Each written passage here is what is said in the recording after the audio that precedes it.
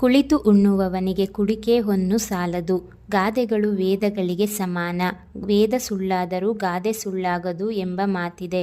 ಗಾದೆಗಳು ಹಿರಿಯರ ಅನುಭವದ ನುಡಿಮುತ್ತುಗಳು. ಗಾದೆಗಳು ನಮ್ಮ ಬಾಳಿಗೆ ಮಾರ್ಗದರ್ಶನ ನೀಡಿ ನಮ್ಮ ಬಾಳನ್ನು ಹಸನುಗೊಳಿಸುತ್ತವೆ. ಅಂತಹ ಅಮೂಲ್ಯವಾದ ಗಾದೆ ಮಾತುಗಳಲ್ಲಿ ಮೇಲಿನ ಗಾದೆಯೂ ಒಂದಾಗಿದೆ. ಕುಳಿತು ಉಣ್ಣುವವನಿಗೆ ಕುಡಿಕೆ ಹೊನ್ನು ಸಾಲದು. ಇದು ಒಂದು ಜನಪ್ರಿಯ ಗಾದೆ ಮಾತು.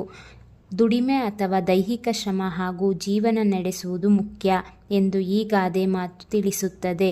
ಕಾಯಕವೇ ಕೈಲಾಸ ಎಂದು ಬಸವಣ್ಣನವರು ಹೇಳಿದಂತೆ ಮನುಷ್ಯನಾಗಿ ಹುಟ್ಟಿದ ಮೇಲೆ ದುಡಿಮೆ ಮಾಡಲೇಬೇಕು. ಪ್ರತಿಯೊಬ್ಬ ವ್ಯಕ್ತಿ ದೈಹಿಕ ಶ್ರಮದ ಮೂಲಕ ಸಂಪಾದನೆ ಮಾಡಿ ಜೀವನ ನಡೆಸಲೇಬೇಕು. ನಾವು ಯಾವುದೇ ಪರಿಶ್ರಮ ಪಡದೆ ಕುಳಿತಲ್ಲಿಯೇ ಜೀವನ ಸಾಗಿಸುವುದು ಕಷ್ಟ. ನಮ್ಮಲ್ಲಿ ಎಷ್ಟೇ ಸಿರಿ ಸಂಪತ್ತುಗಳಿರಲಿ, ನಮ್ಮಲ್ಲಿ ಎಲ್ಲ ಇದೆ ಎಂದು ಕುಳಿತಲ್ಲಿಯೇ ಜೀವನ ನಡೆಸಿದರೆ ಮುಂದೊಂದಿನ ಕಾಯಿಲೆಗಳು ಬರಬಹುದು, ಅನೇಕ ರೀತಿಯ ಸಮಸ್ಯೆಗಳು ಬರಬಹುದು. ಮನುಷ್ಯನಿಗೆ ಎಷ್ಟೇ ಇದ್ದರೂ ದುಡಿಮೆಯೇ.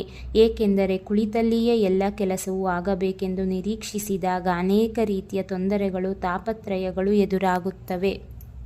ನನ್ನಲ್ಲಿ ಎಲ್ಲವೂ ಇದೆ ಎಂದು ಮೈಗಳ್ಳತನದಿಂದ ಸೋಮಾರಿಯಾದಾಗ, ಎಲ್ಲವೂ ಒಂದು ದಿನ ನಮ್ಮಲ್ಲಿ ಖಾಲಿಯಾಗಿ ಮುಗಿದು ಹೋದಾಗ ಸಂಕಷ್ಟದಲ್ಲಿ ಸಿಲುಕುವವರು ನಾವೇ. ಹಾಗಾಗಿ ಮನುಷ್ಯನಾಗಿ ಹುಟ್ಟಿದ ಮೇಲೆ ಪ್ರತಿಯೊಬ್ಬ ವ್ಯಕ್ತಿಯು ಸಾಯುವವರೆಗೂ ಯಾವುದರ ಮೇಲೂ ಅತಿಯಾಸೆ ಪಡದೆ, ನಾಳೆಯ ಜೀವನವನ್ನು ನಿರ್ಲಕ್ಷಿಸದೆ ಮುಂದಿನ ಜೀವನಕ್ಕಾಗಿ ದುಡಿಮೆ ಮಾಡಲೇಬೇಕು. ಸೋಮಾರಿತನವನ್ನು ಬಿಟ್ಟು ನಮ್ಮ ಕೆಲಸದಲ್ಲಿ ನಮ್ಮನ್ನು ನಾವು ತೊಡಗಿಸಿಕೊಂಡಾಗ ನಮ್ಮ ಜೀವನ ಸುಂದರವಾಗಿರುತ್ತದೆ. ಏನೇ ಅಡೆತಡೆಗಳು ಬಂದರೂ ದುಡಿಮೆಯೊಂದಿದ್ದರೆ ಎದುರಿಸುವ ಶಕ್ತಿ ನಮ್ಮಲ್ಲಿ ಬಂದು ಬಿಡುತ್ತದೆ. ಹಾಗಾಗಿ ಎಲ್ಲರೂ ಜಾಗೃತರಾಗಿ ಸಮಯವನ್ನು ವ್ಯರ್ಥ ಮಾಡದೆ ತಮ್ಮ ತಮ್ಮ ಕೆಲಸಗಳನ್ನು ಮಾಡಿದಲ್ಲಿ ನಮ್ಮ ಜೀವನ ಸಾರ್ಥಕವಾಗುತ್ತದೆ. ಈ ಗಾದೆಯ ಸಾರಾಂಶ ಇಷ್ಟೇ. ಕುಳಿತು ತಿಂದವನಿಗೆ ಮನೆಯಲ್ಲಿ ಎಷ್ಟೇ ಅಷ್ಟೈಶ್ವರ್ಯಗಳಿದ್ದರೂ ಸಾಲದು.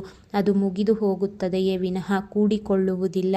ದುಡಿಮೆಯೊಂದಿದ್ದರೆ ಅದುವೇ ಜೀವನಕ್ಕೆ ಆಧಾರ.